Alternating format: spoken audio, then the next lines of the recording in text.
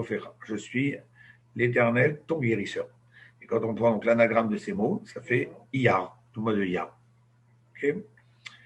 Alors, dans le texte qu'on va lire, donc l'idée c'est de comprendre quel rapport, pourquoi spécialement le mois de Iyar est lié avec cette notion de guérison.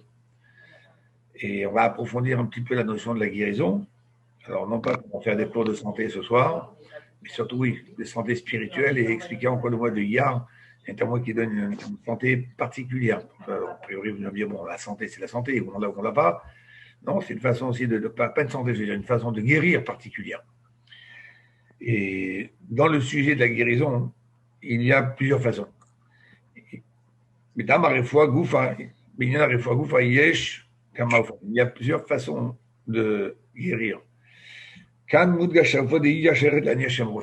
Et là, on est en train de nous dire, attention, la guérison dont on parle ici, c'est une guérison exceptionnelle pendant le mois d'Iyar. Elle vient de Dieu lui-même. Et quelle est la différence lorsque c'est Dieu qui guérit, ou est-ce que là c'est un médecin ou un être humain qui donne des médicaments et qui guérit? Surtout qu'on sait très bien qu'un médecin, s'il a le pouvoir de guérir, c'est uniquement parce que c'est Dieu qui a donné le pouvoir de guérir au médecin. L'erreur à ne pas commettre, c'est-à-dire solliciter un médecin et de penser que toute la sagesse vient de sa part et que si le médecin a des pouvoirs, Shalom du préserve d'aller imaginer que c'est lui qui a trouvé par sa science, par son flair de son diagnostic. À chaque fois, on sait très bien que voilà, des gens, on n'a pas trouvé leur diagnostic avec des grands médecins, et des fois, c'est un jeune médecin ou un médecin tout simple, pas spécialisé, qui a trouvé le diagnostic. Il y a une aide qui vient du ciel, justement pour montrer que la guérison, elle vient du ciel. On sait très bien qu'il y a des médicaments qui marchent chez certaines personnes et pas chez d'autres. Encore médicalement, on va dire, oui, c'est normal, parce que la médecine, elle avance, mais certainement que cette personne, elle devait avoir des cellules comme ci, des anticorps comme ça, on tâtonne. Mais un juif, lorsqu'il va consulter un médecin, même si il ne va pas prendre le premier médecin, on va toujours prendre un médecin ami qui va s'investir davantage, qui va se soucier davantage pour connaître les choses profondément, et pas spécialement un très très grand spécialiste. Des fois, un médecin ami peut faire plus, d'après le rabbi, qu'un très très grand spécialiste. Parce qu'un très grand spécialiste, il va un petit peu viser le cas, et puis rapidement le mettre dans un stockage de cas particuliers qu'il connaît, auxquels il veut faire la ressemblance. Et donc, et des fois, il ne va pas trouver, alors que vous avez un médecin ami qui lui va vraiment chercher parce que vous êtes un ami, parce qu'il a envie que vous guérissiez, parce que ça lui tient à cœur. Et donc, l'idée ici, elle est plus liée avec d'avoir quelqu'un qui a une affection humaine, avec une dimension, on va dire, qui dépasse la médecine, et qu'il y aura peut-être plus de chances d'arriver avec lui à une solution. Alors que lorsqu'on va chez un grand spécialiste, bon, c'est le grand spécialiste qui étale sa science et qui est sûr de lui et qui sait pourquoi on le sollicite. Donc, vous voyez que dans la médecine, il y a d'autres choses qui se passent à part le côté médicament, traitement. Et là, justement, c'est ce que le rabbi est en train de nous faire prendre conscience. Que, regardez comment dit ce verset-là, ces initiales dont on vient de parler.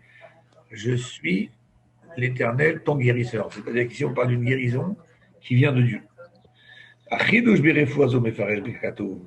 Et quand on parle de la guérison de la part de Dieu, quelle est à ce moment-là cette nouveauté, quelle est cette particularité de la façon de guérir de Dieu? Eh bien, on parcourt la Torah, et lorsqu'on voit les bénédictions de Dieu, Dieu nous dit, je cite le verset, Kol ha-machala, toutes les maladies que tu as vues autour de toi en Égypte, les plaies, etc., lo asim alecha. Je ne les placerai pas sur toi, je ne laisserai pas venir sur toi, qui ani Hachem refera, car je suis Hachem, ton guérisseur. Vous voyez un petit peu l'antagonisme qu'il y a dans ce verset. Toutes les maladies que tu as vues autour de toi, je ne les placerai pas sur toi, donc je vais faire en sorte qu'elles ne t'arrivent pas, car je suis Hachem, ton guérisseur. A priori, lorsqu'on dit guérisseur, un guérisseur, c'est a priori quelqu'un qui vient suite au fait qu'il y a une maladie. Et à ce moment-là, on a besoin d'être guéri. Alors que dans ce verset, c'est écrit, je ferai en sorte d'empêcher ces maladies de t'atteindre parce que je suis ton guérisseur. Ce qui veut dire que la maladie d'Akadosh Baruch Hu est d'une façon à ce que la maladie ne puisse même pas nous atteindre. Haïnou, Shakadosh Baruch Hu Modnea. Dieu, si on a le mérite, si on y croit, si on a confiance en lui, si c'est à lui qu'on s'adresse, a la possibilité de faire en sorte que que la maladie ne n'atteigne pas la personne. Et un petit peu comme nous dit le rabbi, comme dit le grand médecin connu, le Maïmonide, qui est connu pour être un grand médecin, que si quelqu'un fait attention à sa façon de se nourrir, selon les règles que le Rambam, le Maïmonide lui-même conseille, Ani Arevlo, le Rambam dit, moi je suis garant pour lui, chez Enobali de Kholi Kolyama, il ne sera jamais malade. Ça veut dire qu'il y a une façon de faire en sorte que la maladie ne nous atteigne pas. Et le rabbi va encore plus loin. Non seulement la guérison de Dieu, elle est une guérison qui anticipe, mais la guérison de Dieu, elle a une tellement grande puissance, c'est que même si l'être humain s'est mal comporté, n'a pas fait attention à sa santé, a exagéré dans certains domaines, si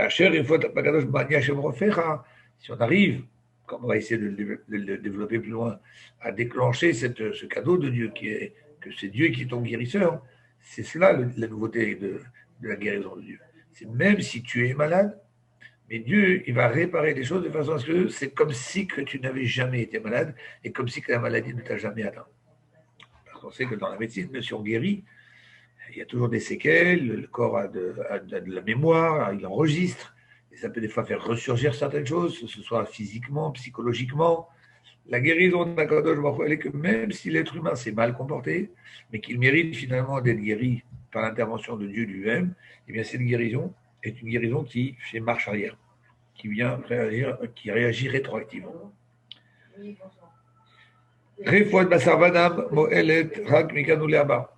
guérison d'un être humain, d'un médecin, sert à partir du moment où la personne se soigne. Elle a été malade, jusqu'à qu'on a trouvé son médicament, et à partir de ce médicament, le médicament va réparer la maladie. Comme c'est expliqué d'ailleurs dans la Gemara, la différence entre Atarat et Darim et des Chacham, c'est dans une autre dimension, on retrouve cette idée aussi au sujet de quelqu'un, par exemple, qui aurait fait un vœu, qui aurait fait une promesse de ne plus manger de haricots verts, une promesse de ne pas aller dans tel endroit. Eh bien, la droite, c'est que des fois, on s'engage à faire des promesses, mais qu'on a été un petit peu vite en besogne, et qu'on a fait une promesse un petit peu hâtive, on n'a pas bien réfléchi aux conséquences. Donc la Torah nous laisse la possibilité, au cas où on n'arrive plus à tenir cette promesse, d'aller voir un dayan ou un rave qui sait comment enlever cet engagement, nous lever de cet engagement. Et une des façons importantes, enfin un des détails importants qui permet au rave, au dayan d'enlever la promesse dans laquelle on s'est engagé de nous en acquitter, c'est de trouver une faille dans la promesse, dans l'engagement qu'on a pris. Est-ce que si vraiment tu avais su dès le départ que ta promesse t'engagerait à ci ou ça dans telle et telle situation, est-ce que malgré tout tu aurais quand même décidé de la faire en te disant je le ferai quand même? Ou bien non, tu t'es dit je vais le faire, mais tu n'as pas pensé aux éventuelles conséquences qui pouvaient arriver et qui feraient que ce serait trop dur. Alors donc il va trouver une faille dans la promesse, et à ce moment-là, quand il va trouver cette faille, il va dire ah, donc tu ne te serais pas engagé si tu avais su que, etc. Eh bien, au moment où le Dayan va dire ta promesse est annulée, son annulation, elle est déjà rétroactive, comme si je n'avais jamais fait la promesse. Ça veut dire qu'on pourrait même dire que si quelqu'un, pendant la période où il a fait cette promesse, il a peut-être oublié ou enfreint sa promesse, et vu que le Rav, il lui enlève sa promesse depuis le départ, ça veut dire que c'est comme s'il ne l'avait jamais faite, et donc c'est comme s'il ne l'a jamais enfreint. C'est comme si on arrive à effacer une faute, parce que c'est une faute de ne pas tenir sa promesse, eh bien, on arrive à effacer une faute en remontant en arrière, avant la faute, dans le temps, et en faisant en sorte que la promesse n'a jamais existé. Donc, dans l'idée de la guérison de Kadosh Baruch Hu, c'est dans la même façon. Même si quelqu'un a fauté, s'est mal comporté, a dégradé son physique, eh bien, quand Kadosh Baruch Hu intervient, si on a le mérite de faire intervenir cette guérison de Dieu, et cette guérison, elle intervient de façon à ce que comme si la maladie n'est jamais arrivée, qu'il n'y a pas de conséquences, il n'y a pas de séquelles, il n'y a rien qui reste dans le corps. On revient à l'étape avant. C'est un petit peu comme dans les ordinateurs. Lorsque vous travaillez sur un document Word ou Excel, peu importe, vous avez toujours la flèche du retour. La flèche du retour qui permet de revenir en arrière, comme si aucune étape n'a été faite. Yetira Mizo. D'ailleurs, le rabbi va encore plus loin dans cette dimension exceptionnelle de la façon de guérir Dieu. Dans les Tzavtat Paneach, un livre qui s'appelle Tzavtat Paneach, qui veut dire ceux qui découvrent les choses cachées, mais vous, il explique que même chez l'être humain, un médecin, il peut guérir de deux façons. Une, c'est Mikan ou les Abba. Il existe parfois guérir à partir de maintenant. Je vais guérir la personne. On va refermer une plaie, mais il y aura une cicatrice. On va enlever une maladie qui fait que la personne à partir de maintenant ne l'aura plus. Mais on peut aussi trouver un petit peu cette dimension chez l'être humain où il est capable de guérir comme un petit peu celle de Dieu, c'est-à-dire rétroactivement. Mais ça restera quand même une différence avec celle de Dieu. Pourquoi? Parce que parce que la façon dont Akadosh Baruch Hu va guérir, ça va aller encore beaucoup plus profondément. Il disait, parce que cette façon qui permet de guérir, par l'intermédiaire d'un médecin, de revenir sur une maladie, en arrière sur une maladie, en fait, c'est de découvrir que la maladie ne concernait pas réellement cet organe, ou que la maladie venait d'autres choses qui n'étaient pas liées avec le mal qui atteignait cet organe. Et donc, on a dévoilé quelque chose. On a dévoilé que la maladie n'était pas présente à cause de ce qu'on croyait, mais à cause d'un autre endroit qui ne fonctionnait pas bien dans le corps. Et donc, si cet organe était malade, en vrai, cette maladie ne lui appartenait pas. Et donc, cet organe est tout à fait sain. Et on a réussi quelque part à guérir cet organe en détournant ou en remontant dans les causes précédentes, dans un autre endroit, dans le psychique peut-être, et qui va faire que finalement cet organe n'était pas malade. Donc là aussi, quelque part, le médecin a réussi à remonter en arrière. Et vous allez me dire, donc c'est comme un Kadosh Baruch Hu, alors, parce qu'on a dit que la Kadosh Baruch Hu aussi, il nous fait remonter en arrière. Et non, parce que la médecine n'a fait que découvrir que ce n'était pas lié, que ce n'était pas la maladie de cet organe. La Kadosh Baruch Hu, lui, il ne fait pas que découvrir. Kadosh Baruch Hu, il est capable de soigner l'organe malade, pas parce qu'on a découvert que, mais parce qu'il est réellement malade, et de faire en sorte que cet organe redevient complètement différent, nouveau. Je raconte une petite histoire d'ailleurs, avec un homme qui avait, Dieu préserve, la gangrène dans les jambes, et que malgré tous les efforts des médecins, il disait qu'il fallait l'amputer d'une partie des jambes. Et lui, il n'a pas voulu donner tout de suite l'accord au médecin, et il a envoyé une demande de bénédiction à un des rabbis de Lubavitch, en l'occurrence le 5e, le rabbi Shalom de Aubert, et il lui a demandé ce que bracha pour guérir. Guérir de la gangrène, c'est impossible, parce que la gangrène, ça veut dire que les cellules sont mortes. Donc c'est comme si vous me demandiez, est-ce qu'un médecin peut faire revivre une personne? Non. Là, quand on décide de couper, c'est justement parce que c'est pour ne pas que la suite du corps soit endommagée et qu'on ne peut rien faire avec les cellules qui le sont déjà. Et le rabbi Rachab lui a dit, écoutez, il semblerait, comment il a fait le lien, ça c'est la sagesse du rabbi Rachab, mais il semblerait qu'il ne respecte pas correctement ce conseil qui est de couper les ongles du pied au moins une fois par mois. Peut-être que vous ne le saviez pas, c'est pour vous l'occasion de l'entendre, mais en tout cas c'est écrit donc, dans le Talmud qu'il faut se couper les ongles des pieds au moins une fois par mois. Et à part ça, le rabbi Rachab lui a accordé sa bénédiction en disant qu'il aura de bonnes nouvelles. Finalement, il a compris de là qu'il ne fallait pas qu'il se fasse amputer les jambes. Les médecins en faisaient pression. Il n'a rien voulu savoir. Et puis, avec le temps, ils ont continué à essayer de soigner comme ils pouvaient. Et puis finalement, miraculeusement, et bien, la gangrène a diminué jusqu'à disparaître. Et donc, il avait des jambes tout à fait normales, des jambes neuves. Et là, un des médecins qui le suivait n'y croyait pas. Il a demandé, mais à quel sorcier vous vous êtes adressé? Il lui a expliqué que ce n'est pas un sorcier, c'est un grand sadique. Et donc, ce médecin lui-même est parti se déplacer chez le rabbi Rachab pour essayer de comprendre ce qui s'est passé. Et quand le médecin a demandé au rabbi Rachab, qu'il a eu l'opportunité de rencontrer, comment vous êtes arrivé à faire une chose pareille, les cellules étaient mortes. Alors, le rabbi Rachab lui a dit, c'est parce que vous regardez du bas vers le haut, c'est-à-dire, vous regardez les choses de l'extérieur, une cellule qui est morte. Donc, pour vous, cette cellule morte, là, on ne peut rien faire avec. Et pour ne pas peut-être qu'elle abîme les autres, voilà, vous pensez à amputer la jambe. Moi, je n'ai pas vu la cellule morte. Moi, j'ai vu quelle est la raison qui fait qu'une cellule vit. La cellule, elle vit grâce à l'âme que Dieu a mis dans le corps de l'être humain, comme il le fait comme il l'a fait depuis le premier être humain. Quand c'est marqué que Dieu a façonné avec de la terre, donc avec de la biologie, le corps de l'être humain, et il lui a insufflé une âme de vie, c'est cette âme qui donne la vie à ce corps qui normalement est inerte basiquement.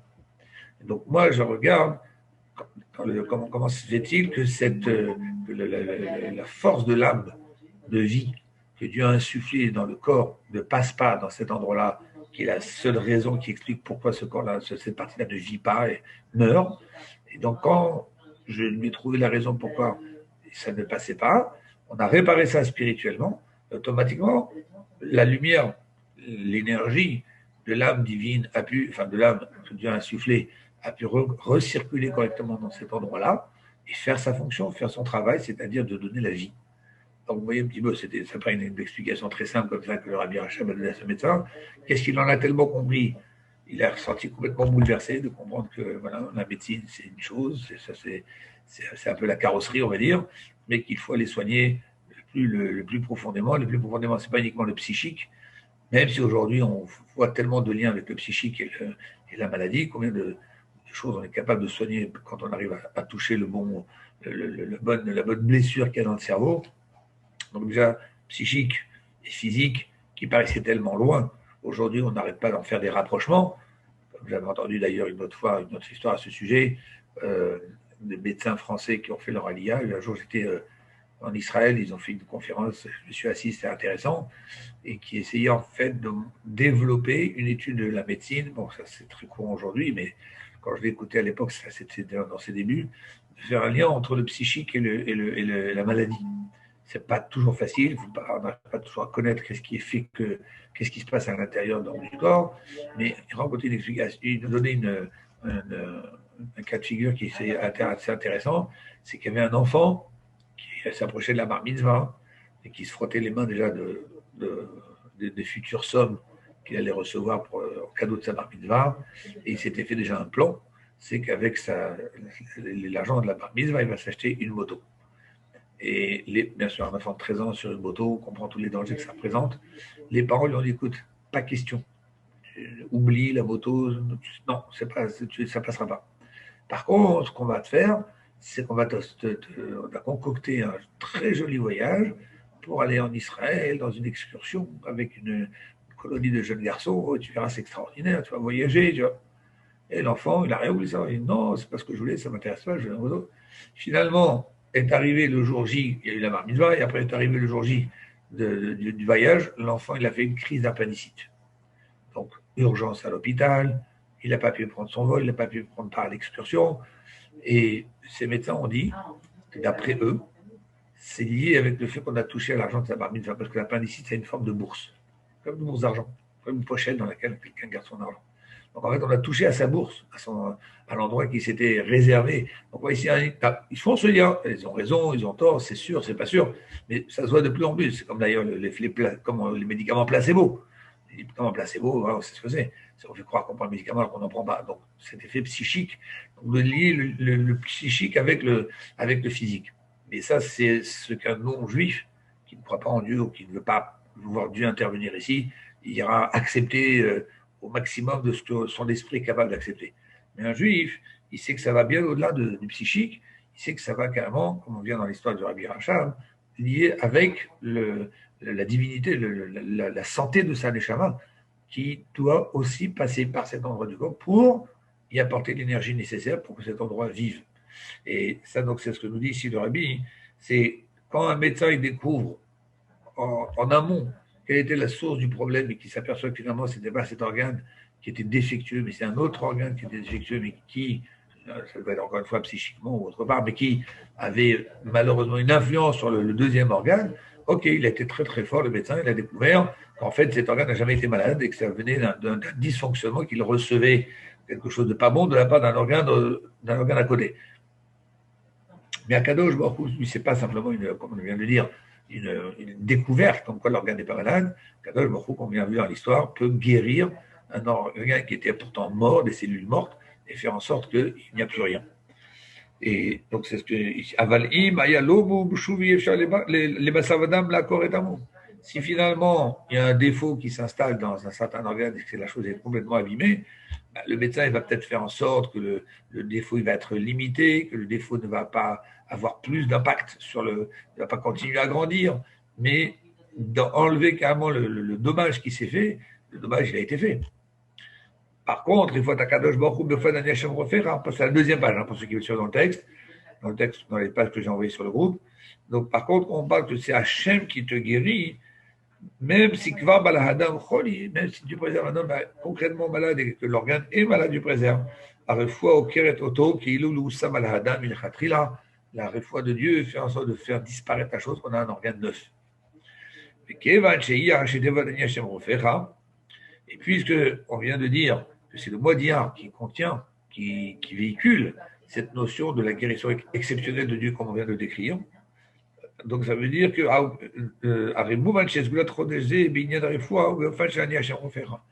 veut dire que la dimension de Iyar, c'est d'arriver à cette dimension de guérison qui est celle où Akadosh Baruch Hu enlève les maux déjà à leur racine, de façon à ce comme s'ils n'avaient jamais existé. Alors, on va essayer de comprendre pourquoi Iyar a cette particularité, a cette force exceptionnelle. Pour le comprendre, on va ouvrir une petite parenthèse, nous propose le Rabbi. C'est que pourquoi dans la Torah, Nikraim Achodashim Misparim Aseduri. Pourquoi la Torah choisit d'appeler les mots uniquement par rapport à un placement dans un ordre. Regardez la Torah, chaque fois que vous voulez une date dans la Torah, c'est marqué le premier mois le deuxième mois de la première année de la sortie d'Égypte, le troisième mois, le cinquième mois, le septième mois. Le mot de Tishri n'existe pas, le mot de Tishri n'existe pas dans la Torah. La Torah l'appelle Bachodesh HaShevi, le septième mois. La même chose pour le Pessah, Bachodesh HaRishon, le premier mois de l'année, et etc. Donc, Iyar Sheni, deuxième mois de l'année, et Sivan Shlishi, troisième mois de l'année. Il y a beaucoup de corrélations avec le fait que la Torah a été donnée le troisième mois de l'année, en rapport avec le chiffre 3, à un peuple qui est composé de trois parties. Il y a les Cohen, Lévi, Israël. Et la Torah elle-même, il y a la Torah, il y a les 5 livres, il y a le Nach, tout ce qui est la partie des prophètes, l'histoire des prophètes, les Ktuvim, les Ajovav, tout ce qui sont les Megillot, de Ruth, de Purim, etc. Donc on a aussi partie de la Torah en 3, une Torah 3 qui a été donnée au troisième mois à un peuple 3. Donc il y a cette notion de 3 qui est aussi importante avec l'idée donc, que 3 c'est un chiffre qui n'est pas simplement la somme de 1 plus 2, mais qui est surtout la fusion de 1 avec 2. Voilà, c'est encore quelque chose aussi de très intéressant, mais encore une fois, on est dans le positionnement au niveau d'un rang dans une série. Troisième mois, quatrième mois, huitième mois, septième mois, etc. Et le Rabbi propose de nous expliquer, de transmettre une des raisons pourquoi la Torah fait ce choix, de ne pas donner un nom à chaque mois, dans la Torah, encore une fois, qui est basé parce que lorsqu'on donne un nom à un mois, par exemple le mois de Nissan, la Torah, il n'y a pas Chodesh Nissan, ça n'existe pas. C'est le Chodesh Harishon. Et l'appellation du mois a aussi une valeur de Torah, et Nissan, c'est le mois dans lequel il y a le mot Nes, qui veut dire un miracle. Et il y a même un autre Noun, Nissan. Le Noun, le Yud, le Samer, vous avez aussi le Noun final, qui vous donne Nissan. Le Rabbi a déjà plusieurs fois dit, c'est le Nissan, c'est Nissé Nissim. C'est le mois où il y a des miracles de miracles. J'ai une histoire qui me vient à l'esprit. Il y avait une fois une personne qui était en train de rentrer dans sa voiture et il s'est fait braquer par un brigand avec une arme qui lui a menacé que s'il ne donnait pas de l'argent, il lui tirerait dessus. Et lui, sincèrement, il n'avait pas d'argent. C'est pas qu'il ne voulait pas lui donner, mais il n'avait pas. Je vous promets, j'ai pas. Et l'autre, il n'a pas cru. Et il lui a tiré dessus. Et il y a eu une détonation. Donc, il y a une balle qui est partie. Lui, il se regarde, il croyait qu'il était mort. Il allait mourir. Il se regardait, il cherchait où est-ce que la balle l'a atteint. Où est-ce qu'il y a une tache de sang. Rien. Et celui qui était en face a regardé. Il a eu tellement été pris de panique qu'il s'est sauvé. Donc lui, il a fait un compte rendu de ce qui lui est arrivé au Rabbi, que voilà ce qui lui est arrivé, qu'il ne comprend pas ce qui s'est passé. Et le Rabbi lui a dit à la fin de la lettre, il lui a dit et en particulier qu'on se retrouve dans le mois de Nissan, dont les initiales c'est Nissé Nissim. Ça veut dire des miracles de miracles. Il y a une détonation, il y a un tir, il n'y a pas de mal. Donc, ok, chaque mois il a sa particularité. Tishri, il a sa particularité. C'est l'alphabet à l'envers. Tishri, ça commence par le Tav, après vous avez le Shin, après vous avez le Resh, vous avez le Yud. Donc, mais à part le Yud, c'est les trois premières lettres, c'est l'alphabet à l'envers. Tav, Shin, Resh. Et l'alphabet, normalement, c'est Resh, Shin, Tav. Pour montrer justement que Tishri, c'est le mois où c'est l'être humain qui va vers Akadosh Baruch Hu, qui va couronner Akadosh Baruch Hu, qui va demander pardon à Dieu, qui va, c'est le travail qui va du bas vers le haut. Donc chaque mois, il a sa particularité, son nom indique sur le contenu. Maintenant, pourquoi la Torah n'a pas opté de répertorier les mois dans les 5 livres de la Torah, je dis bien, dans les 5 livres de la Torah, pourquoi Dieu n'a pas opté de les énumérer par leur nom? Alors, Rabbi nous dit qu'une des raisons, il y a effectivement une particularité à chaque mois, comme des exemples qu'on vient de citer, mais les 12 mois de l'année sont une suite qui forme un seul tout, un bloc. Mais la reine c'est pour ça que le deuxième mois de l'année a sa valeur du fait qu'il est le deuxième. C'est-à-dire du fait qu'il vient à la suite du premier, il a reçu quelque chose du premier mois de l'année, qui lui donne la possibilité d'être le deuxième. Et ainsi de suite, le troisième, qui a reçu du deuxième, qui lui-même a reçu du premier, et c'est ce qui donne la force à ce mois. La force que la Torah a donnée à chaque mois, c'est justement, de par leur position, d'être celui qui vient après les précédents et qui a reçu quelque chose du précédent. En fait, tous les mois de l'année, c'est une seule continuité, puisque quand on dit justement deuxième, troisième, qui dit deuxième, c'est qu'il y a eu un premier, et qui dit troisième, c'est qu'il y a eu un deuxième, il y a un premier, etc. Donc c'est pas bien, chez la riche, on misait mouvan, chez Niano, chez le Kol Chodesh, Chodesh. Donc ce qui veut dire en fait que chaque mois, ou Achana Vagadama, l'Ignano, chez le Chodesh Abacharav, est déjà lui-même, contient en lui toute la force pour préparer le mois suivant. Le Rabbi entre crochets nous dit, ce qui est intéressant aussi, c'est ça nous aide à comprendre pourquoi le fameux Shabbat Mevarechim, la fameuse bénédiction du mois. Quand est-ce qu'on l'a fait? Quand est-ce qu'on bénit le mois qui arrive? Normalement, le plus logique, ça aurait été Rosh Chodesh. Dès qu'on arrive au matin, comme la nouvelle année. Quand est-ce qu'on bénit la nouvelle année? Rosh Hashanah, c'est le premier jour de la nouvelle année. Donc on devrait aussi bénir le mois, le premier jour du mois. Quand c'est Rosh Chodesh? Non. On parle toujours de Shabbat Mevarechim. Le Shabbat qui bénit le mois. C'est-à-dire que c'est toujours le dernier Shabbat qui précède le nouveau mois, le Rosh Chodesh. Donc si Rosh Chodesh, ça tombe un dimanche, un lundi, etc., donc on fait... Et mieux que ça encore, même quand Shabbat, ça tombe Rosh Chodesh, on aurait pu dire, bon, ben, si c'est tombé Shabbat, Rosh Chodesh, on va bénir le mois en même temps, le premier jour du mois, parce que si maintenant c'est tombé Shabbat, si jamais il y a une importance que ce soit le Shabbat. Eh bien non. Quand ça tombe le Shabbat en même temps que Rosh Chodesh, eh bien on bénira le mois, le Shabbat d'avant. Toujours le Shabbat qui doit être inclus dans le mois d'avant, qui doit faire partir d'une des dates, ça doit être le 24, le 25, jusqu'au 30, même du mois d'avant, mais ça ne doit pas être le 1 du mois dans lequel on va bénir le mois. Mais vu ce qu'on a expliqué, on le comprend davantage. Parce que toute la force du mois qui arrive dépend, toute l'énergie divine qui va nous alimenter pendant cette période du nouveau mois, eh bien, elle se trouve déjà préparée par le mois précédent. Donc le Shabbat, le dernier Shabbat du mois précédent, c'est lui qui a la force de dévoiler, de déployer l'énergie du nouveau mois. C'est ce que le Rabbi dit entre crochets ici. Alors maintenant, toutes ces idées qu'on vient de développer, alors maintenant, attendons-nous alors en particulier sur Iyar. C'est donc le deuxième mois qui vient à la suite du premier, qui a donc été boosté, si on peut dire, qui arrive sur un tremplin qui a été dressé par le mois de Nissan. Chez eux,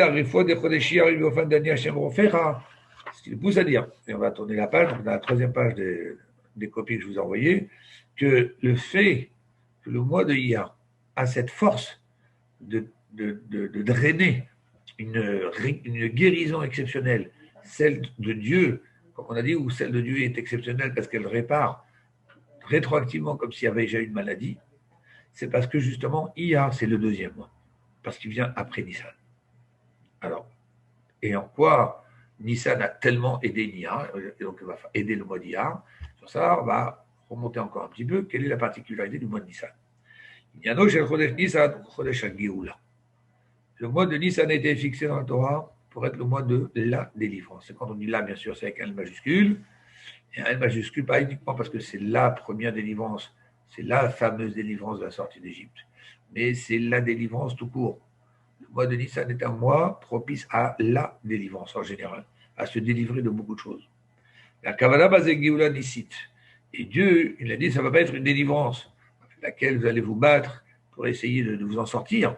C'est moi, Akadosh Baruch, qui suis venu vous chercher, et c'est moi qui ai fait tous ces miracles pour vous sortir de cet exil. Chez les Madame Nateva, avec des miracles qui ont, de loin, bien sûr, dépassé tout ce que la nature pourrait expliquer. De la même façon que la sortie d'Égypte est intervenue par des miracles qui dépassent, qui ont chamboulé toutes les lois naturelles, contrairement à celle de Purim, où justement dans celle de Purim on ne voit pas. Dans toute la Megillah, le nom de Dieu, pour montrer combien Dieu était caché, et que celui qui ne veut pas y croire pourrait faire en sorte de dire oui, c'était en fait une circonstance d'événement. C'est un coup de chance que la reine Esther ait été choisie après que la reine Vashti ait été condamnée parce qu'elle a refusé de venir. C'est un coup de chance que Haman, que Mordechai a découvert un complot qui se tramait contre le roi et qui a fait plus tard que le roi en a voulu reconnaissance. C'est un coup de chance que tout est un coup de chance. Et c'est un coup de chance que le jour où Haman était venu dire au roi qu'il voulait pendre Mordechai sur une potence qu'il avait préparée, c'est le jour même où Haman a été dévoilé par la reine Esther, et c'est le jour même où le roi lui a dit pendez Haman sur la potence qu'il a préparée. Coup de chance, tout ça c'est coup de chance. Bon, encore une fois, ça c'est celui qui ne veut pas y croire. Malheureusement, ça existe, parce qu'aujourd'hui, même dans des choses qui sont tellement miraculeuses, ne serait-ce que comme la traversée de la mer, des gens vont dire mais non, ça ne s'est pas passé comme ça, il y a une marée basse, ceci ou cela. Enfin bon, même quand c'est des miracles, on essaie de, pas y, on essaie de refuser de vouloir admettre qu'il y a un Dieu qui gère ici le monde. Donc, c'est encore plus facile de le faire lorsqu'on a affaire à l'histoire de Purim, où on peut mettre toute l'histoire sur une coïncidence géopoliticienne qui s'est passée à l'époque. Donc, le mois de Nissan, il vient marquer dans l'esprit du peuple juif, et cette histoire, elle a été racontée de génération en génération, et que même ceux qui ne veulent pas y croire, je les invite à essayer de remonter dans le temps et de me dire à quel moment quelqu'un a pu inventer cette histoire et faire croire à des millions de personnes que c'était une histoire qui était vraie. Vous allez dire, oui, c'était à telle époque, et à telle époque, il y avait le Beth Amikdash, et avant telle époque, il y avait ci, avant telle époque. Vous pouvez remonter l'histoire du peuple juif. Le peuple juif, c'est un peuple d'éducateurs. C'est un peuple qui transmet l'éducation, qui transmet l'histoire, qui transmet la vie à ses enfants. Et que, donc, celui qui ne veut pas y croire, c'est comme s'il veut nier, comme s'il dirait ben moi, je ne crois pas dans l'existence d'un certain monsieur Napoléon parce que je ne l'ai pas vu.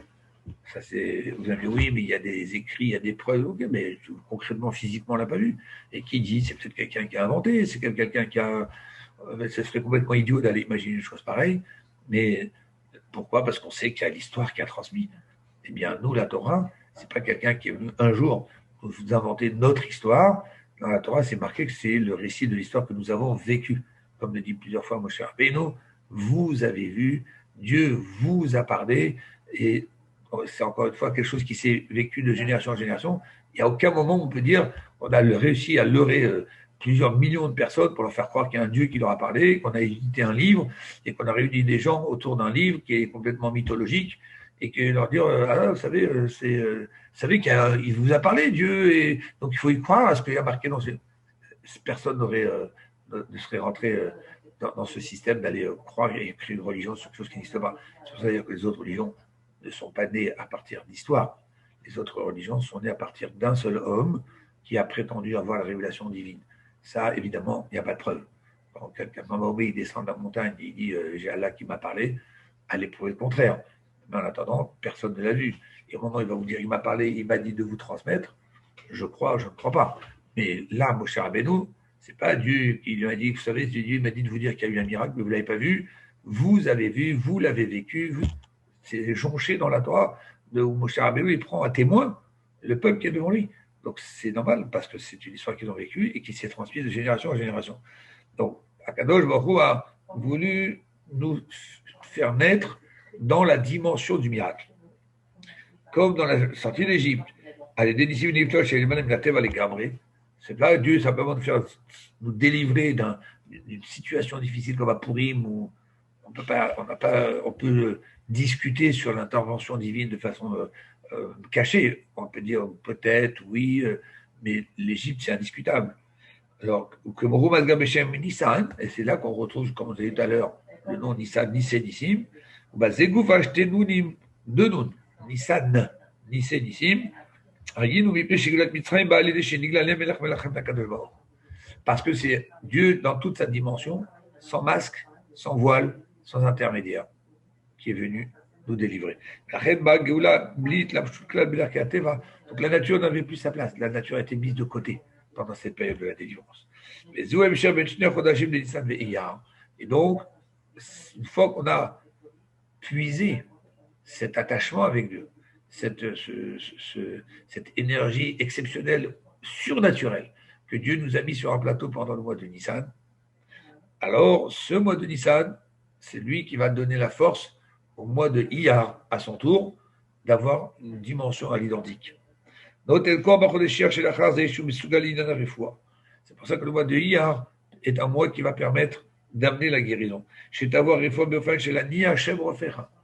Mais quelle guérison? La guérison qu'il a, donc, avec l'énergie que le mois de Iyar a pompé, entre guillemets, sur le mois de Nissan, où c'est Dieu lui-même qui est venu nous les livrer. Et donc c'est Dieu lui-même qui vient nous guérir pendant le mois de Iyar.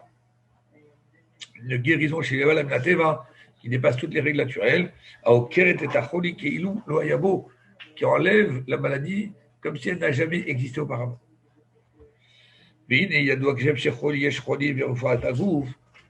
la même façon qu'il existe la maladie physique, car il existe aussi des maladies de l'âme.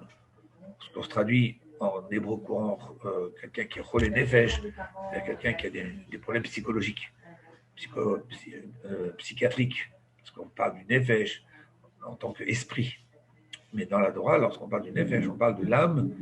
L'âme qui, alors, c'est pas que l'âme elle-même est malade, mais c'est comme on a dit dans l'histoire de celui qui avait les pieds qui étaient gangrénés, c'est que l'âme n'arrive pas à faire passer son énergie dans cette partie du corps qu'elle est supposée faire vivre. D'ailleurs, le Maïmonide lui-même le développe assez longuement. Ce qui veut dire, on voit que où se cache cette guérison, la clé de cette guérison exceptionnelle d'une dimension particulière de Iyar, qui est la dimension de la guérison de Dieu, qui enlève la maladie depuis le départ, est certainement liée avec une guérison, avec la source de l'énergie qui est censée habiter notre corps pour qu'il soit en bonne santé.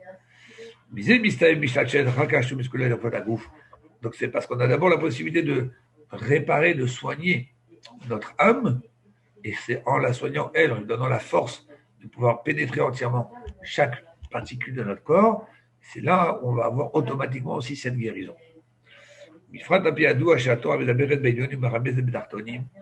Surtout comme c'est connu la règle que tout ce qu'on dit dans la Torah, en fait, ça se passe d'abord spirituellement et ça a un reflet, une conséquence matériellement. La Torah, lorsqu'elle parle, même si elle nous parle en langage, qui pour nous ce sont des langages d'êtres humains, comme on dit à Kadosh Baruch Hu dit, je vais envoyer ma main sur l'Égypte. Dieu n'a pas une main avec 5 doigts. Et on comprend qu'on parle ici que ça représente la main par rapport à la constitution du corps de l'être humain, que l'être humain, à quoi lui sert ses mains par rapport à sa tête. La même chose à Kadosh Baruch Hu, c'est la main d'Akadosh Baruch Hu, c'est la façon dont Akadosh Baruch Hu intervient dans ce monde et agit dans ce monde. C'est dans ce sens-là que la même façon qu'un être humain, qu'est-ce qui compose un être humain? Qu'est-ce qui fait vivre un être humain? Est-ce qu'on va dire que ce sont ces cellules biologiques qui sont dans son cerveau, ce sont ces neurones qui réfléchissent? Est-ce que ce sont ces neurones qui trouvent des idées exceptionnelles? Est-ce que ce sont les cellules de son cœur qui palpitent pour quelque chose qu'il a trouvé de merveilleux? Est-ce que c'est son cœur qui aime ou c'est la partie de son âme qui a cette cette fonction de pouvoir aimer, mais qui s'habille dans le cœur. Évidemment que si on a un petit peu de jugeote, on comprend très bien que le corps, qui n'est que de la biologie, qui n'est composé que de cellules entièrement biologiques, avec aujourd'hui on est capable, plus on descend dans la cellule et plus on s'aperçoit que ce n'est que de la biologie. Donc, où est dans cette biologie la capacité de pouvoir réfléchir, de pouvoir aimer, de pouvoir craindre, de pouvoir apprécier une musique? Encore une fois, tout ça, ce sont des choses qu'il faut un petit peu s'asseoir et se mettre à l'évidence. Donc, on a, à la base, c'est l'âme qui utilise le corps comme un outil de transmission. L'âme qui doit faire plein de choses dans ce monde, elle a un outil qui s'appelle le corps, qu'elle va manipuler, qu'elle va faire réfléchir, voir, entendre, et avec ses mains. Donc, les mains, c'est la dimension physique que l'âme va utiliser pour agir dans le monde, manipuler des choses, transformer, élever. Et quand l'âme est en bonne santé, entre guillemets, l'âme peut circuler tranquillement dans toutes les parties du corps et se retrouver investi dans chaque organe, à ce moment-là, l'organe est en bonne santé. Et donc, si on dit que Hachem veut nous dire la possibilité de se guérir rétroactivement, il parle bien sûr davantage de guérir là où vient le mal. Le Rabbi avait expliqué dans une autre intervention que pourquoi on a eu tellement la maladie, dont je n'aime pas dire le nom en général, parce que le Rabbi disait toujours que de dire la maladie, et le nom de sa maladie, c'est lui donner une force pour se développer davantage. Mais je vais le dire exceptionnellement, la maladie commence par la lettre C, le cancer, Dieu le préserve. Le Rabbi a expliqué pourquoi on a cette maladie qui s'est tellement développée pendant ces dernières décennies. En fait, le Rabbi expliquait que le problème de cette maladie, c'est des cellules qui grandissent de façon anarchique, qui n'ont plus de limites dans la façon dont elles grandissent. Pour ça, ça crée des tumeurs, ça crée des choses qui viennent sur des excès qui arrivent dans les cellules, qu'on essaye parfois d'éliminer, d'enlever, de couper, pour ne pas que ça puisse atteindre d'autres endroits. Mais ça, c'est le principe de cette maladie. C'est de l'excès de l'excroissance. Le Rabbi dit parce qu'en fait, nos générations, notre dernière génération, qui ont découvert les sciences, ont commencé à imaginer qu'ils savent tout. Ceux qui ont découvert l'origine du monde, c'est le Big Bang, ceux qui connaissent comment fonctionne telle scène ou telle façon dans le monde, pourquoi ceci se passe comme ça, c'est parce que, oui, c'est à cause qu'il y a ceci, il y a cela, donc c'est pour ça que... Donc c'est bon, on a tout compris. Et donc si on a tout compris, ça veut dire qu'on n'a pas besoin de Dieu. Et que même s'il y a des choses négatives qui arrivent, au lieu de s'adresser à un Dieu qu'on ne connaît pas, qu'on n'a pas envie de connaître, on va se prendre en main, on est des gens sages, des gens intelligents, et on va trouver des solutions. Pour l'instant, on l'a pas. Laissez-nous arriver, voilà, regardez, il y a le corona.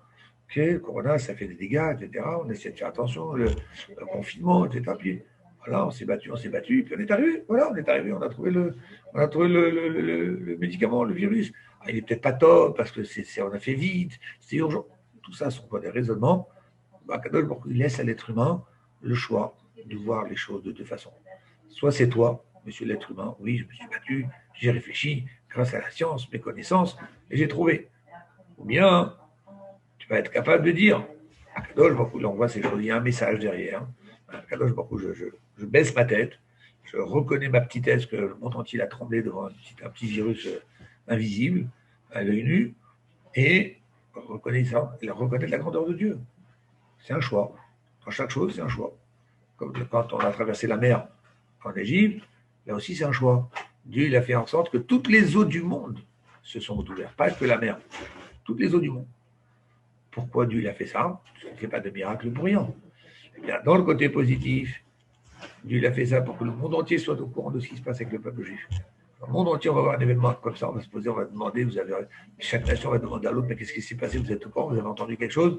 Et on va dire, oui, Dieu il a ouvert la mer pour le peuple juif. Donc c'est une façon de proclamer le miracle dans le monde entier.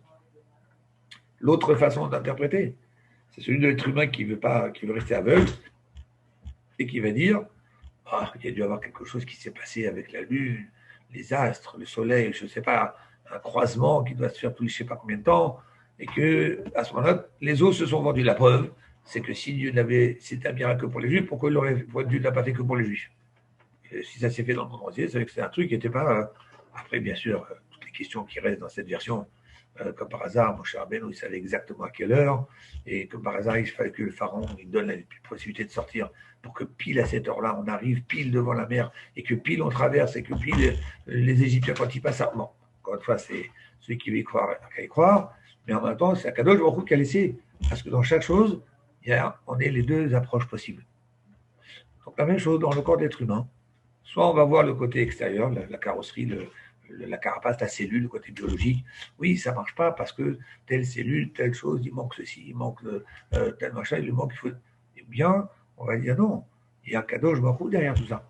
Et c'est le cadeau, je m'en fous qui est derrière tout ça, c'est notre neshama, notre âme, qui est là pour donner de la vie à notre corps. Et donc, puisqu'on sait que la Torah, lorsqu'elle parle, en fait, nous, êtres humains, on n'a pas cette capacité de voir immédiatement quel est le côté divin. On fait l'inverse, c'est-à-dire en examinant ce qui s'est passé sur Terre, en examinant ce qui se passe autour de nous, et en ayant cette foi que tout cela n'est qu'un reflet de ce qui se passe d'abord spirituellement, alors on va chercher la cause spirituelle. On va avoir du mal à la trouver, parce que nos yeux, malheureusement, n'ont qu'une vision physique des choses, mais si on a cette conscience, si on a cette volonté, si on a cette foi que les choses, elles dépendent d'abord du spirituel, alors on ira chercher là où il faut chercher. Et on trouvera, parce que Dieu va nous aider à trouver. Et donc, c'est ça qu'il dit ici donc, dans le texte, c'est que la Torah medaberet bechol erosh be'ilonim. Quand la Torah s'exprime, elle raconte des choses, elle raconte d'abord des choses qui se sont parlées d'abord spirituellement. Et rak remez batorah. Mais pour nous qui n'avons pas cette vision, alors c'est un domaine, pour nous c'est comme une allusion. Quand la Torah nous parle ici que le mois de Iyar, parce qu'il est le deuxième, parce qu'il vient à la suite de Nissan, qui est miraculeux, qui est au-dessus de la nature, et donc on parle de Iyar qui est une guérison au-dessus de la nature, comme on a dit tout à l'heure, il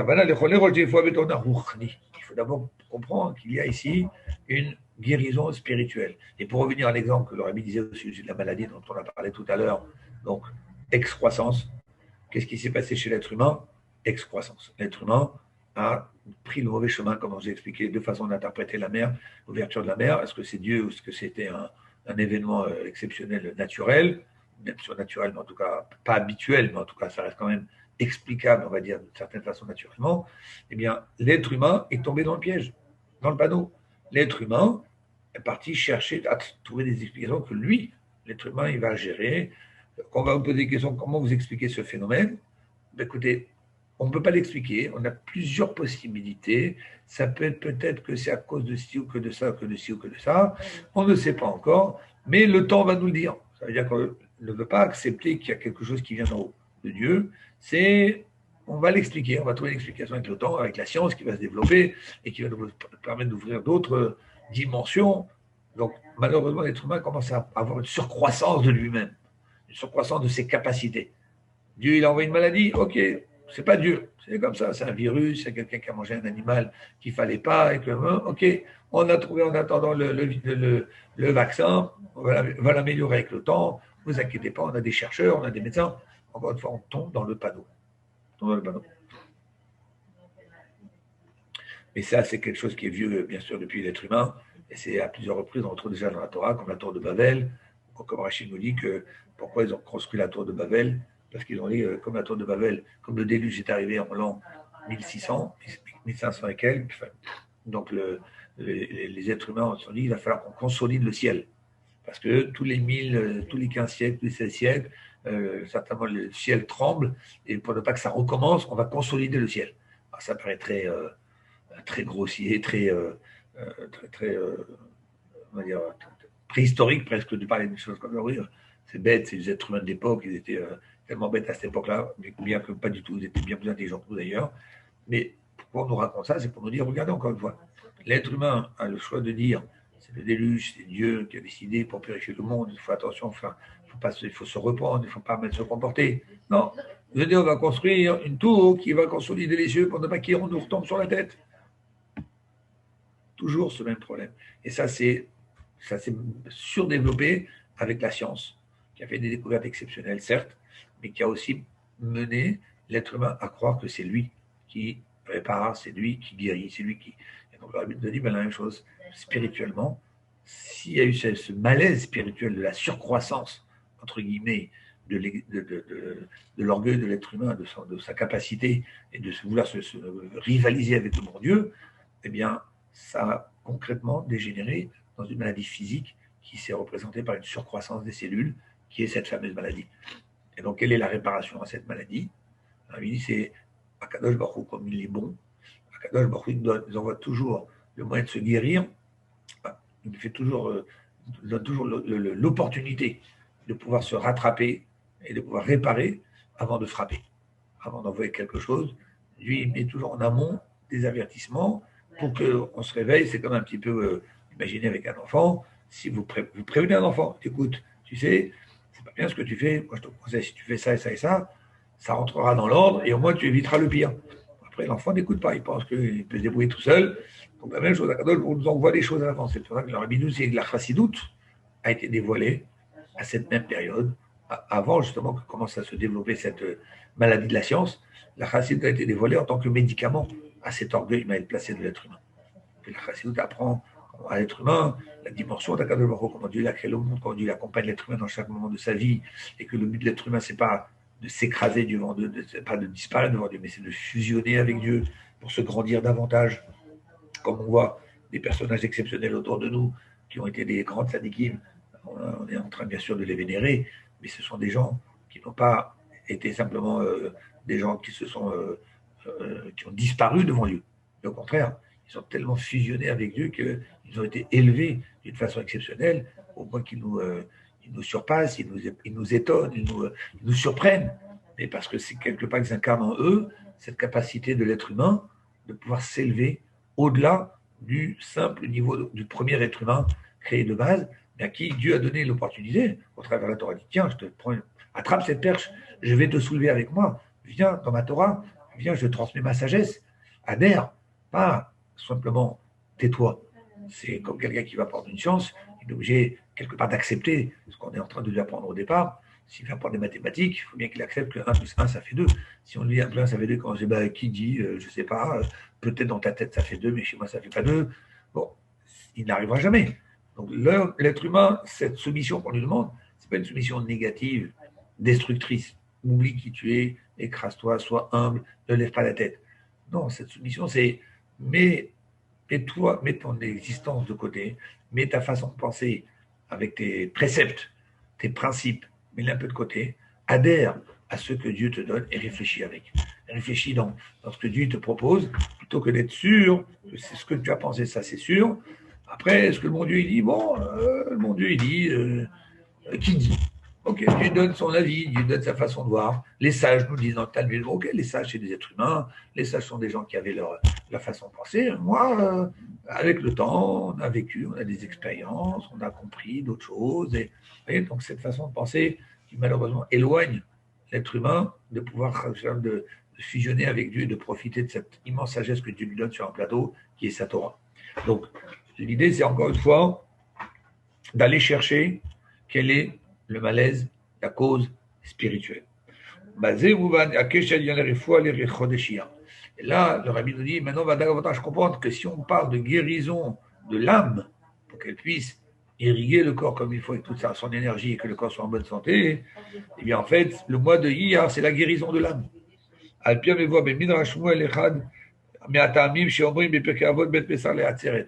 rabbi fait encore un autre lien avec la notion des maximes de nos pères. Les Pirkei Avot, on sait qu'il y a 6 Shabbatot entre Pesach et Shavuot, et pendant même s'il y a 49 jours, mais il y a 6 Shabbatot, et ces 6 Shabbatot, chacun en doit y réciter un des chapitres de Pirkei Avot. Qui mikan matri lazman litramem mitoreri matavot agufanu ve'etzara, parce que c'est quoi les maximes de nos pères? Les maximes de nos pères, c'est pas un code de loi. Un code de loi, il y a Shulchan Aruch. Tu veux savoir si on a le droit de faire ci, on a le droit de faire ça, Shulchan Aruch. Maximes de nos pères, comme l'on dit, c'est dans des maximes. C'est-à-dire que ce sont des conseils qui vont au-delà de la loi. Tu peux te cantonner à la loi. Écoute, la loi dit ça, la Torah m'exige ça, la halakha me demande ça, et ok, je suis un homme conscient qu'il y a un Dieu, et que ce Dieu il a une sagesse, et que bon, Et puis bon, j'ai pas envie d'avoir des comptes à régler avec lui. J'ai pas envie qu'après 120 ans, on m'attende avec les fourches. Donc je vais faire ce que le bon Dieu me demande. J'ai peur. Ok. Mais viens, les maximes de la gueule, écoute, le but de la Torah, c'est pas que tu fasses les choses parce que tu as peur, mais que tu adhères de plein cœur. Et si tu adhères de plein cœur, tu vas comprendre que les conseils que les sages te donnent dans les maximes de nos pères, je dis bien des conseils, ne sont pas des lois, mais ce sont des comportements qui vont t'aider à avoir une vision plus élevée, encore une fois, encore que celle que tu as aujourd'hui, d'une simple Torah avec des lois, avec des obligations qui te pèsent sur la tête. Et ces conseils-là, on les lit justement pendant cette semaine entre Pessah et Shavuot, parce que le Yetzera, quand l'été commence à revenir, bon, peut-être pas aujourd'hui avec le froid qu'il a fait, mais comme l'été commence à revenir, vous avez bien vu d'ailleurs la semaine dernière, dès que l'été commence à revenir, les gens commençaient à vouloir sortir avec des comportements et du vestimentaire plus léger, et on ne parle même pas après quand ça arrive les mois d'été de juillet, août, etc. Donc il y a le corps, c'est-à-dire la dimension physique et matérialiste de l'être humain qui se réchauffe, c'est-à-dire qui commence un petit peu à prendre le dessus, à créer plus d'envie. Donc pour parer à cette nouvelle vague d'envie qui incite le corps, le côté physique de l'être humain, alors on rajoute aussi dans le spirituel. Donc c'est pour ça qu'on lit Pirkei Avot, qui mêlé à Tochachot, Adam Lirdof, Achar Komilatova, qui incite l'homme à aller chercher des bons comportements, à améliorer son comportement. Donc, pour donner plus de force sur notre bon penchant par rapport au mauvais penchant qui essaie de prendre de la force, de l'élan, de la hauteur dans cette période. Donc, le fait de lire Pirkei Avot, c'est un des signes très forts de ce qu'on a expliqué précédemment, que pendant le mois d'Iyar, l'âme, le nefesh, a besoin d'être guéri, d'être renforcé. On passe à la 4e page. Pardon, là. Oui. Et puisqu'on a dit que la guérison de Iyar est une guérison qui guérit rétroactivement, et qu'elle a reçu, le mois d'Iyar a reçu cette force grâce au mois de Nissan qui est un mois miraculeux, donc essayons d'appliquer ça dans la dimension spirituelle. Qu'est-ce que Nissan m'a apporté spirituellement, qu'il a transmis à Iyar, qui va donner à Iyar une dimension spirituelle de guérir mon âme d'une façon particulière.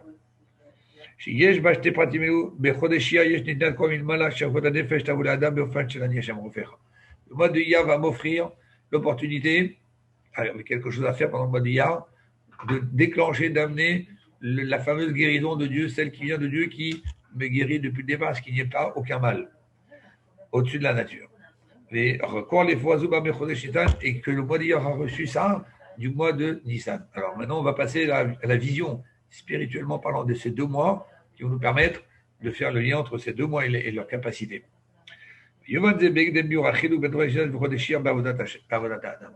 Alors pour le comprendre, on va s'attarder un petit peu et faire rapidement une analyse sur le contenu du mois de Nissan, quel est le travail divin, spirituel que Dieu nous demande de vivre en Nissan, et celui que Dieu nous demande de vivre au mois de Iyar. De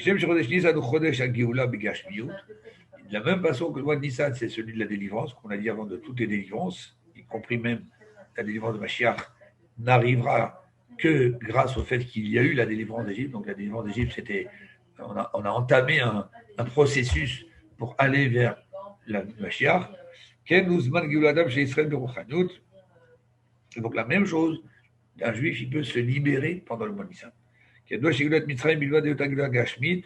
Puisque, à part le fait que la sortie d'Égypte était une sortie physique, géographique, mais on sait très bien que c'est aussi une délivrance spirituelle, évidemment. Quand Akadosh Baruch Hu s'est présenté au moment du don de la Torah, Akadosh Baruch Hu, il a dit « Je suis l'Éternel, ton Dieu, qui t'a fait sortir d'Égypte ». Il aurait pu se présenter un Dieu plus grand en disant « Je suis l'Éternel, ton Dieu, qui a créé le monde, qui a créé le ciel et la terre ». Pour lui, il a choisi de se présenter de cette façon-là, alors que ça faisait à peine 50 jours qu'on est sorti d'Égypte, on le savait. Il n'y a pas besoin de le dire.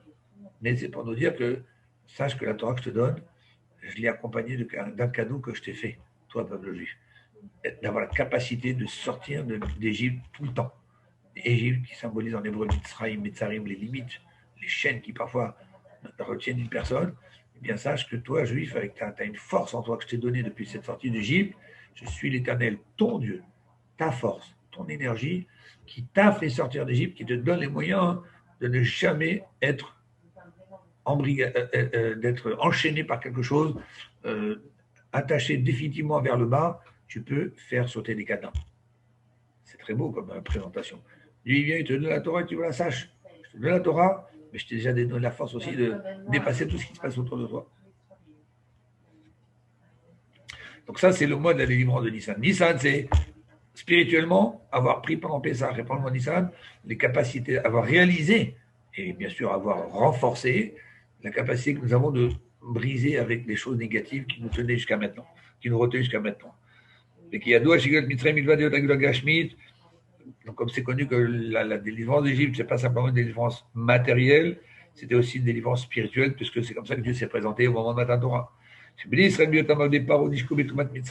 Juifs, pendant qu'ils étaient esclaves chez Paro, malheureusement, ont dégringolé spirituellement.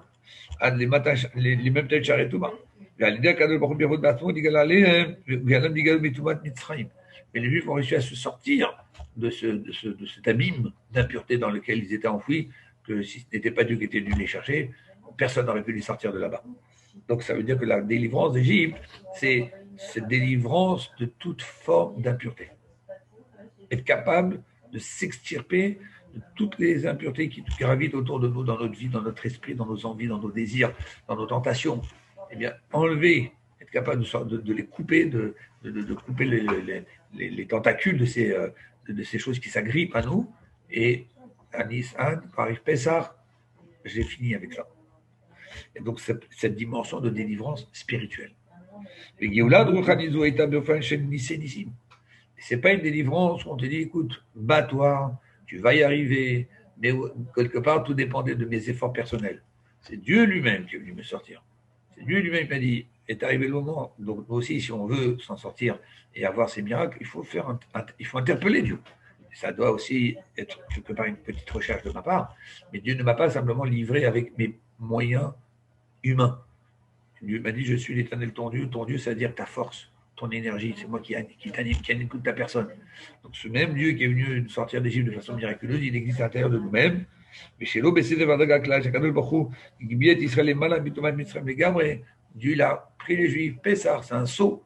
Un saut, ça veut dire on quitte complètement, on enlève les deux pieds du sol, qui fait qu'à un moment, on n'a plus du tout de lien avec le sol où on était précédemment, parce qu'on a fait un saut, on est parti ailleurs, on est parti à un niveau plus haut. Donc ça, c'est Nissan. Nissan, délivrance, pouvoir, de façon miraculeuse, bien sûr, en demandant à Kadosh Baruch Hu, il faut faire notre petite participation, notre petit investissement que Kadosh Baruch Hu nous demande de faire. Mais Dieu, il vient, il fait tout le reste, comme on a vu en Égypte, qu'on a eu dans la Haggadah. Kadosh Baruch Hu nous a quand même donné 2 mitzvot à faire en Égypte avant de venir nous délivrer. Elles ne sont pas extraordinaires, ces mitzvot, tout en étant quand même des mitzvot qui ont demandé un certain courage. Une d'entre elles, c'était le sang de l'agneau de Pessah, qu'il fallait badigeonner nos portes avec. Il fallait avoir le cran pour le faire. Parce que quand on badigeonnait nos portes, c'est-à-dire qu'on a affiché aux Égyptiens, clairement, qu'on a pris leur idole, que l'agneau c'est une idole égyptienne, on l'a égorgé, et son sang, on l'a égorgé pour notre Dieu, c'est-à-dire votre Dieu, on l'a égorgé pour notre Dieu, et je l'affiche, je le mets sur les linteaux. Voilà, vous voulez savoir si je l'ai fait? Oui, je l'ai fait, voilà la preuve, je l'ai fait. Une fois, j'avais donné l'exemple dans un autre cours, que combien les Juifs étaient en Égypte. Okay, on va dire, même s'ils étaient 3, 4, 5 millions, imaginons. Imaginons aujourd'hui si on est 5 millions de Juifs en Iran. Il y a combien je ne sais pas combien il y a en Iran de gens, mais imaginez à l'époque en Égypte, c'était 5 millions qui étaient noyés dans des millions et des millions. Parce que l'Égypte, c'était la puissance mondiale de l'époque. Donc imaginez 5 millions, mais qui sont couverts et qui vivent. On n'a pas l'impression qu'ils étaient tellement nombreux les Égyptiens, parce que comme on ne parle que des Juifs dans la Torah, on a l'impression qu'il n'y avait que des Juifs. Mais non, les Égyptiens étaient aussi très très nombreux. C'est pour ça que les Juifs avaient peur. Mais même s'ils étaient 5 millions, Et 5 millions noyés dans 200, 300, 400 millions de personnes. Je ne sais pas combien il y avait. Et pour vous dire que c'était un petit groupe. Et pourtant, quand Dieu leur a dit, vous allez prendre l'idole égyptienne qui est l'agneau et me l'offrir, c'est comme si je disais au petit groupe de juifs qui est aujourd'hui en Iran, je dis, vous allez sur la place là où il y a l'autre comédie là, qui fait sa comédie, et vous allez brûler le Coran aux yeux de tout le monde. Voilà. Qui aurait le cran de le faire aujourd'hui?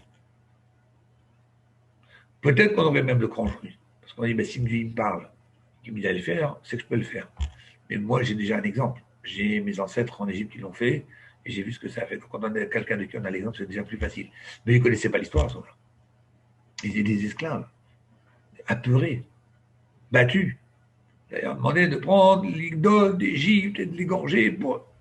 C'était une épreuve, mais toute petite épreuve, une toute petite chose à faire par rapport à l'impureté dans laquelle on s'était embourbé et de laquelle Akadosh Baruch Hu est venu nous sortir. C'est ce qu'il fallait un effort de notre part. Et Akadosh Baruch Hu a fait exprès justement de nous donner cette mitzvah à faire, parce qu'Akadosh Baruch Hu ne voulait pas que ce soit entièrement du gratuit. Il voulait aussi qu'on ait un petit peu ce sentiment, même si c'est aucun rapport, c'est tellement grand ce que Dieu a fait, Akadosh Baruch Hu voulait quand même que nous ayons une petite participation pour sentir qu'on a fait aussi un effort. La même chose, aujourd'hui, on est dans le mois de Nissan, on a cette capacité de sortir d'Égypte de façon miraculeuse, de guérir notre neshama, mais il y a un petit effort à faire, à chercher, à demander, à prier pour que Akadosh Baruch Hu nous aide, mais il va nous aider d'une façon miraculeuse comme il nous a aidé à la sortie d'Égypte.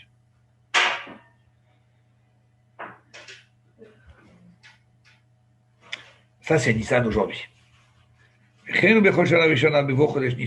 chaque année, quand on revient le mois de Nissan, on l'a dit dans la Gala, qu'un homme il doit se considérer qu'il ressort d'Égypte. Je dis oui, mais je n'étais pas en Égypte physiquement, je n'étais pas esclave à part physiquement. J'étais en Égypte d'une autre façon. L'Égypte, ça veut dire des limites, des frontières, des barrières, une astreinte, une étreinte. Et tu sors d'Égypte. Bien sûr que tu sors d'Égypte. Tu sors parce que tu as des moyens Pessar de montrer que tu peux te libérer de tout cela et devenir quelqu'un de différent. Et on te demande, à chaque fois qu'arrive Nissan, reconsidère-toi que tu peux sortir de la fameuse Égypte dans laquelle tu te trouves jusqu'avant Pessah. Pendant ce mois-là, on donne à chacun la possibilité de prendre des décisions, d'en finir avec ce passé. Et donc, comme on l'a dit dans la Gada, cette année on est esclave, l'année prochaine on sera libre. Quelqu'un a demandé, chaque année on dit ça, voilà, on est encore esclave. Oui, c'est vrai, d'une certaine façon, on est encore esclave. On n'a pas encore le Mashiach, la délivrance, on l'espère très bientôt. Mais tu étais esclave d'une certaine façon et tu t'es libéré d'une certaine façon. Chacun a progressé durant cette fête de Pessah. Chaque Pessah, chacun progresse s'il veut bien. S'il ne veut pas juste faire la fête en tant qu'une fête de commémoration d'une fête nationale du peuple juif le 14 juillet, s'il veut vraiment considérer la fête avec toute la dimension spirituelle, eh bien, il va voir qu'il a changé, il a progressé. Il regarde, avant, il avait une considération de Torah et Mitzvot d'une certaine façon, qu'il appréhendait, qu'il ne faisait pas, qu'il ne comprenait pas, qu'il n'acceptait pas. Et puis en faisant un Pessah comme il faut, finalement, ça lui a ouvert les yeux, ça l'encourage à faire. Des fois, c'est très long. Des fois, il faut attendre 10 ans, 15 ans pour voir le résultat. En attendant, chaque Pessah qu'on est sorti d'Égypte, c'est une vraie sortie d'Égypte spirituelle.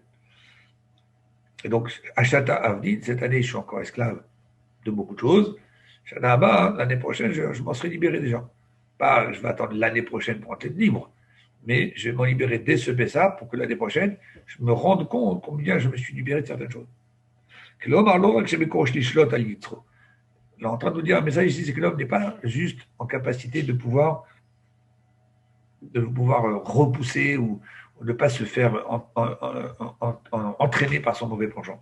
La haute, ça n'a pas besoin de combat. Tu t'en es libéré. C'est-à-dire que le Pessah, il fait acquérir en toi une nouvelle élévation qui fait qu'il y a des choses qui sont devenues maintenant acquises à tout jamais. Acquises pour toi. Alors, tu vas dire, oui, mais moi je connais des gens, avant ils faisaient Pessah, ils étaient religieux, puis après, j'ai vu, ils ont dégringolé. il faut se poser la question, comment ils faisaient Pessah? Qu'est-ce que c'était Pessah pour eux? Comment ils considéraient ce que la fête de Pessah leur apportait? Et si, je ne peux pas dire que c'est à cause d'eux, mais effectivement, si ils n'ont pas intériorisé, intégré ces lumières de Pessah comme il faut, peut-être à cause d'ignorance, on va accabler personne, et qui a fait que ça ne leur parlait plus, c'est justement parce qu'ils n'ont pas intégré ces lumières qu'ils ne se sont pas libérés. Et par contre, quelqu'un qui va réfléchir à Pessah différemment, quelqu'un qui va considérer Pessah différemment, comme on entend le dire, et en recherchant cette vérité, en prenant même des décisions, de dire c'est bon, j'ai compris, je suis convaincu, j'ai les moyens de, donc je vais m'arrêter telle ou telle chose, je vais arrêter de faire ceci, de faire cela, parce que je me libère, Pessah m'a libéré de ça. Donc si on le prend de cette façon, on va s'apercevoir que effectivement l'année dernière j'étais esclave de certaines choses, et cette année je suis libre. Je n'ai plus ce problème-là. Ça ne veut pas dire que j'ai résolu tous mes problèmes. Mais en attendant, je suis quand même, j'ai avancé, j'ai progressé. Au point même que c'est quelque chose que je n'ai même plus envie de faire. C'est quelque chose que je n'ai même plus envie de. Ça ne me tente même plus. Donc je suis vraiment libre. Parce que quelqu'un qui a besoin de se battre, c'est vrai qu'il y a des tentations, mais toujours, il n'est pas encore libre. Il est encore en guerre avec lui. Mais des choïdes, ça veut dire complètement libéré. Je n'en parle plus. Et cette délivrance exceptionnelle, miraculeuse de Nissan, elle s'exprime.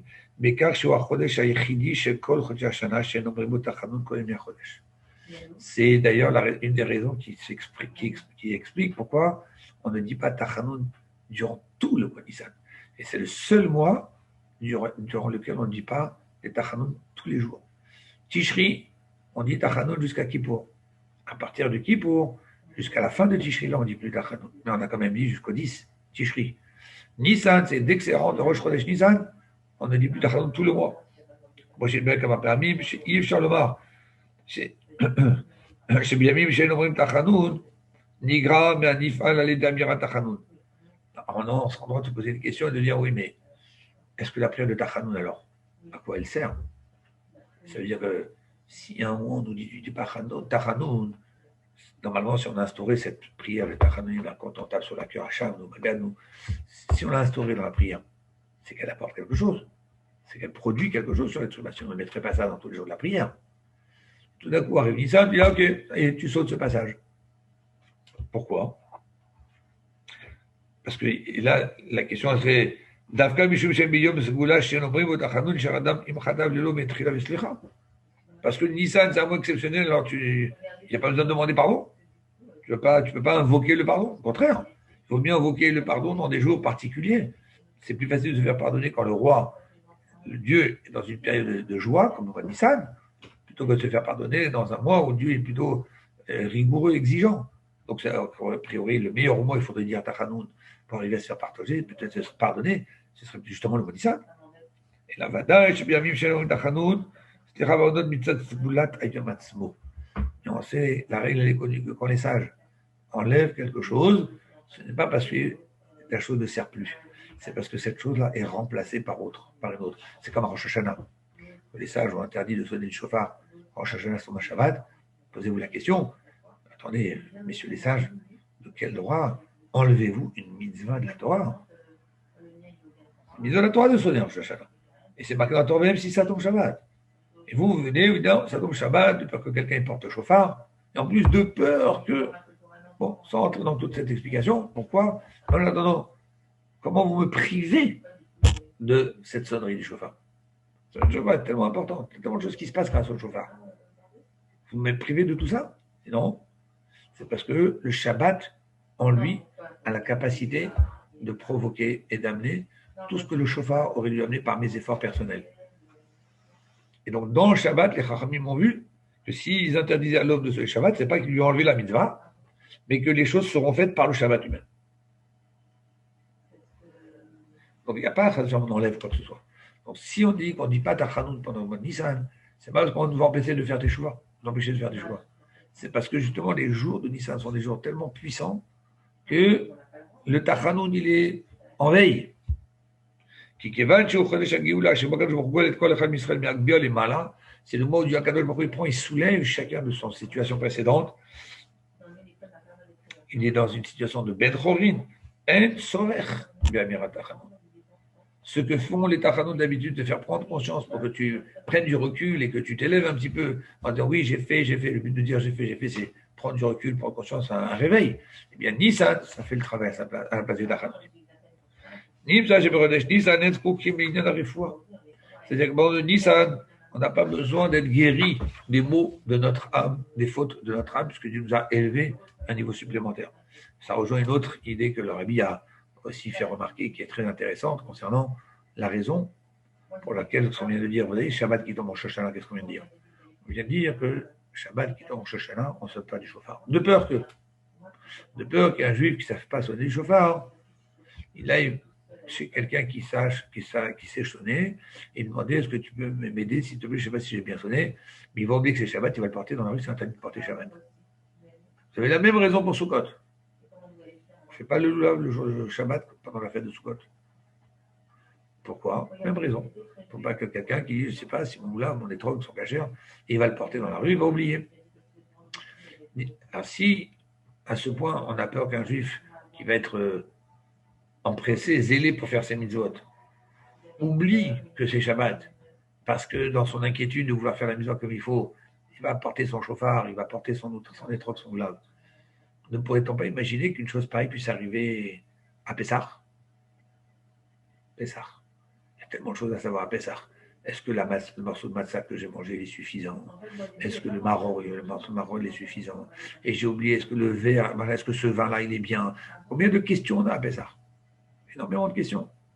Et donc, on pourrait avoir la même crainte. Peut-être que, vu au regard des obligations, des multiples obligations qu'on a à faire pendant Pessah, le soir du Seder, peut-être qu'on aurait dû dire aux Juifs, si Shabbat, Pessah, ça tombe en même temps, pas de Seder. Parce qu'on a peur que vous oubliez, on a peur que vous alliez porter ou demander, emmener votre... Comment expliquer ça? Alors, il y a certains commentateurs qui se sont déjà posé la question avant le Rabbi, qui ont essayé de donner leur réponse en disant non, mais parce que Pessah, 30 jours avant, on apprend les lois. Et le Rabbi dit ok, d'accord, 30 jours après ça, on apprend les lois, 30 jours avant Shachal aussi, on apprend les lois, 30 jours avant Sukkot aussi, on apprend les lois. Donc, chaque réponse qui a été donnée, le Rabbi montre que c'est une réponse qu'on a essayé de donner, mais qui ne répond pas vraiment au fond du problème. Pourquoi il y a ces différences entre Pessah, où aucune interdiction, on n'a pas interdit le Seder, même quand ça tombe Shabbat, malgré les risques que ça comporte, et différemment du Sukkot et Rosh Hashanah. Et en un point, le Rabbi dit en fait ce qu'on est en train de dire ici. Parce qu'à Pessah, un juif, il est élevé, il est rehaussé par Akadosh Baruch Hu.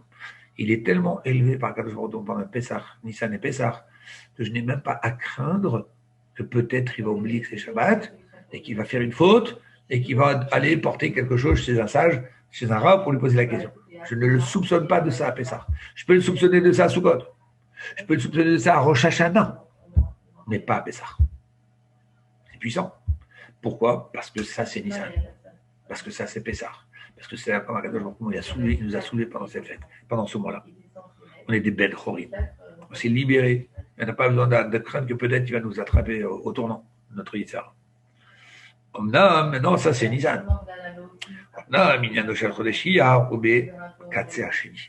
On arrive à Iyar, et comme on est tout à l'heure, c'est le deuxième ordre chronologique qui prend ses forces du premier mois du Shabbat Mevarim. Ce Shabbat, on va donc bénir le mois de Iyar, parce qu'on est en Nissan, et c'est Nissan qui donne la force à Iyar. Et donc, donc soit on a déjà un avantage physique, matériel, où la nature reprend sa force. On voit que la nature donc reprend son dessus, il fait beau, le beau jour, les arbres, les fleurs, etc.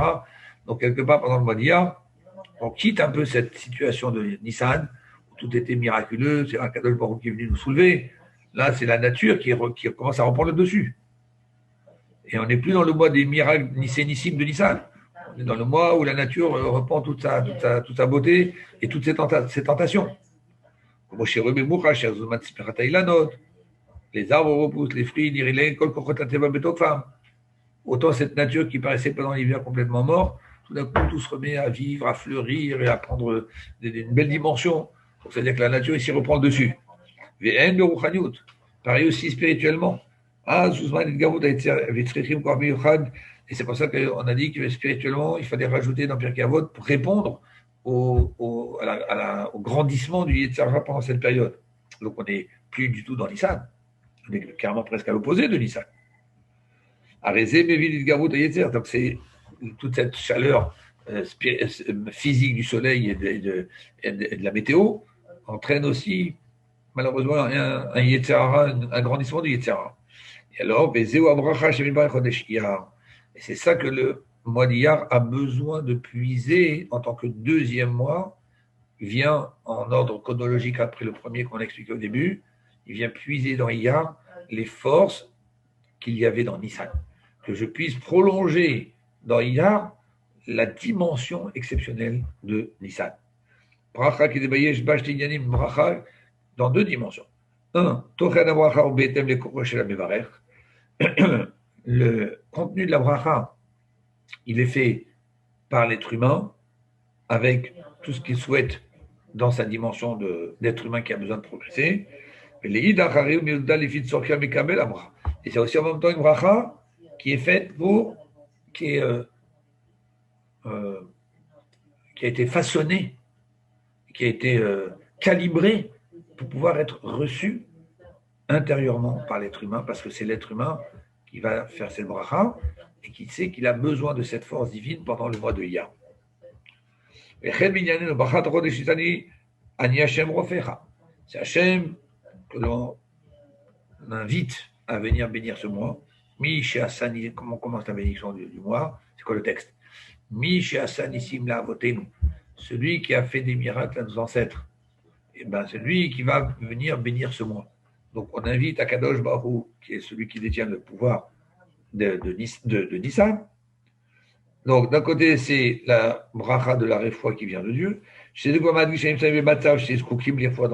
Et on invoque Dieu parce qu'on sait qu'on arrive dans Iyar et qu'on va avoir des difficultés. Donc on sait qu'on a besoin d'une guérison. Mais d'un autre côté, c'est Dieu du mois de Nissan et sa façon à lui d'avoir géré le mois de Nissan et la délivrance avec les miracles qui va introduire sa bénédiction, ses forces dans le mois de Iyar. Mais pas toutes. Donc en mots simples, ça veut dire que non seulement pendant le mois de Nissan, si Akadosh Baruch Hu nous a soulevés, on pourrait dire ok, c'est le travail de Dieu. Mais si Akadosh Baruch Hu me repose, parce que Akadosh Baruch Hu, comme on a dit depuis le début, il veut qu'il y ait un effort de ma part. Lui, il va me donner une force, il va me montrer que je l'ai. C'est comme un enfant, on va le lever, on va lui montrer qu'il a la capacité de debout, puis qu'est-ce qu'on va faire? On va lâcher les mains. Pourquoi? Non pas que Dieu préserve, on l'abandonne. Mais ce qu'on veut qu'à un moment, c'est de lui-même. Moi, je lui ai donné un petit coup de main, je l'ai levé, je l'ai poussé, je l'ai tenu, je l'ai donné l'équilibre. Non, à toi d'avancer, à toi de te tenir. Donc, la même chose. Kadosh Baruch Hu, il m'a soulevé, il m'a pris, il m'a dit maintenant, tu vas être capable de continuer la même chose, mais avec tes propres forces, parce que j'ai investi en toi les forces de Nissan. Et donc ça, quelque part, cette force de Iyar, elle est encore plus belle que celle de Nissan. Celle de Nissan, on est sur un nuage. C'est des choses qui viennent d'en haut. Et si on nous lâche, si on nous dit, bon, écoutez, Nissan, c'est terminé, maintenant ça passe à Iyar, concrètement, Akadosh Baruch Hu vient nous dire, non, donc tu ne crois pas abandonner. Au contraire, maintenant, c'est avec tes propres ailes et les forces que je t'ai données que tu vas intérioriser pour pouvoir avancer. Et ça, c'est grâce au conte de la Sfirat HaOmer. La Sfirat HaOmer, c'est connu que Homer, ça veut dire c'est un volume qui s'appelle un Homer. Je ne sais pas combien de litres ça correspond en système décimal. Mais un Homer, c'est une mesure de, comme vous dites,